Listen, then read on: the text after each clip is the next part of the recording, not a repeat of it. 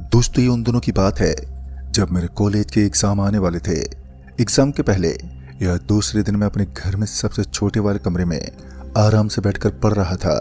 तभी मेरे फोन का नोटिफिकेशन बजा और जब मैंने फोन की ओर देखा तो मैंने पाया कि मेरा दोस्त रजनीश मुझे इस समय में गांव के बीचों बीच बुला रहा है।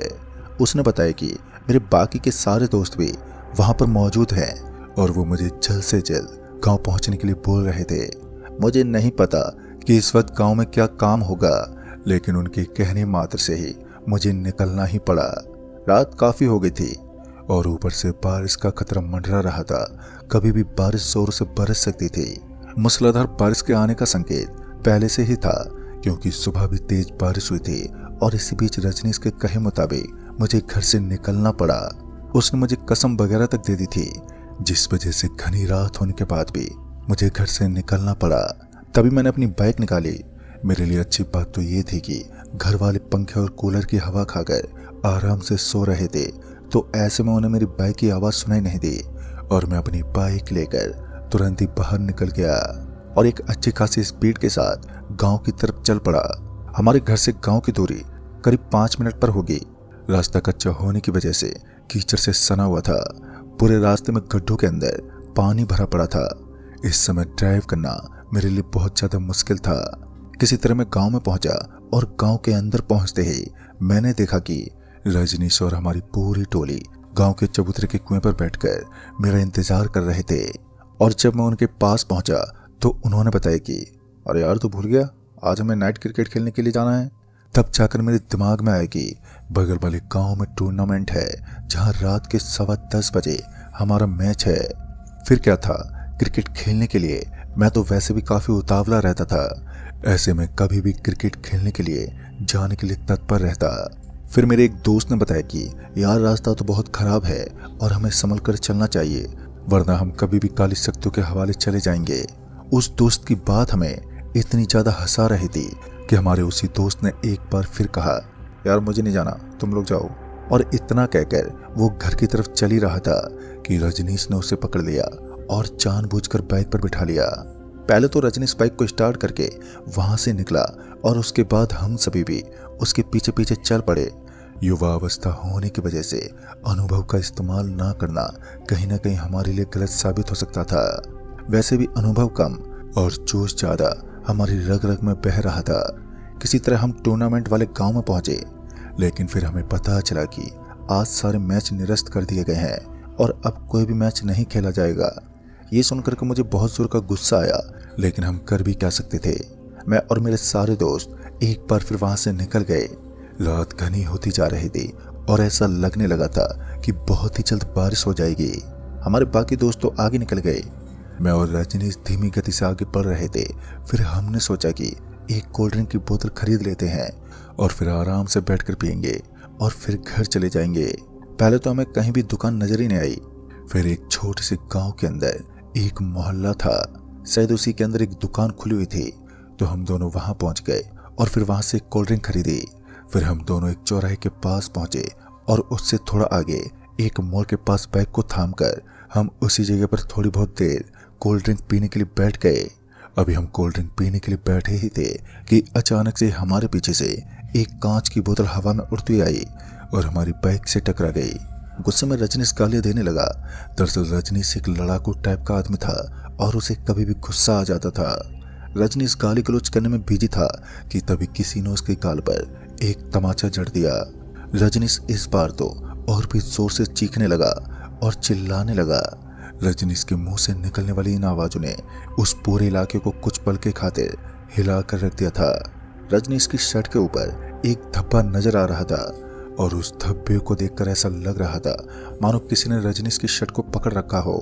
रजनीश गुस्से से तिलमिलाता हुआ इधर उधर हिलने डुलने की कोशिश कर रहा था, लेकिन फिर मैंने एक ऐसा नजारा देखा जो मेरी जिंदगी का सबसे खतरनाक पल साबित हुआ।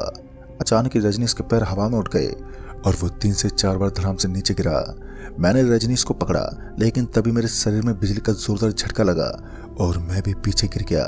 मैं और रजनीश सरपट वहां से भागने लगे, क्योंकि अब हम दोनों को इतना पता चल गया था कि यहाँ किसी नॉर्मल आदमी का वास नहीं है। बल्कि कोई पैरानॉर्मल एक्टिविटी मौजूद है, शायद जिसे कोल्ड ड्रिंक जैसी चीजों से सख्त नफरत होगी।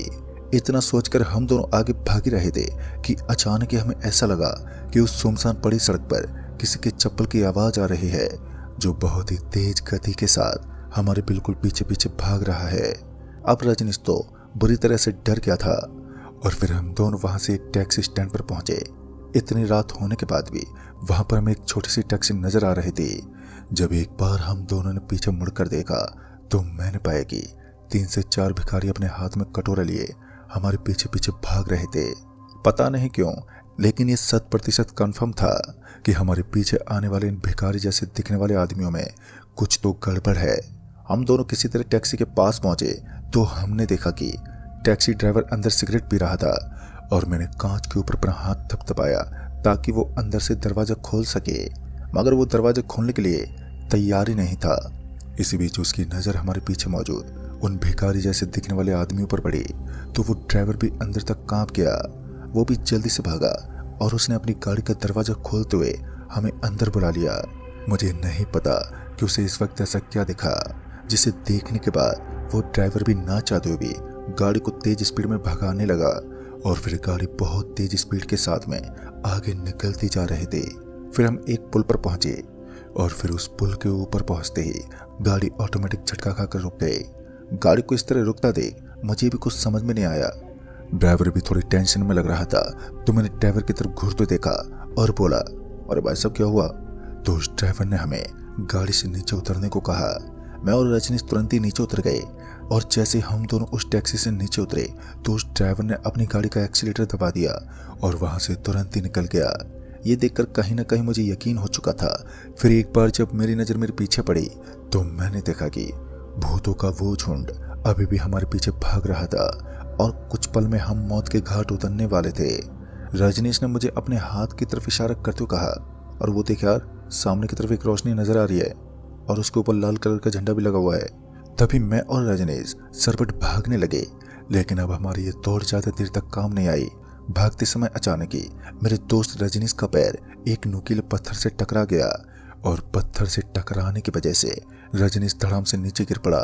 अभी मैं उसे उठाने ही वाला था कि वहां जोरों की तेज हवा चलने लगी और हल्की हल्की बारिश भी शुरू हो गई।